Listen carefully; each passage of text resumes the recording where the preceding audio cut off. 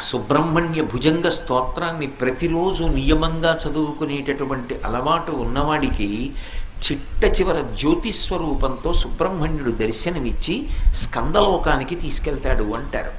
అంత శక్తివంతమైనటువంటి సుబ్రహ్మణ్య భుజంగాన్ని తిరుచెందూరు అని సముద్రపుటున ద్రవిడ దేశంలో ఉంది క్షేత్రం. ఆ తిరుచెందూరులో కూర్చుని శంకరాచార్యులు వారు రచన చేశారు. ఆయన ఆ స్తోత్రాన్ని రచన చేసేటప్పుడు మొట్టమొదట విఘ్నేశ్వరుణ్ణి ప్రార్థన చేశారు.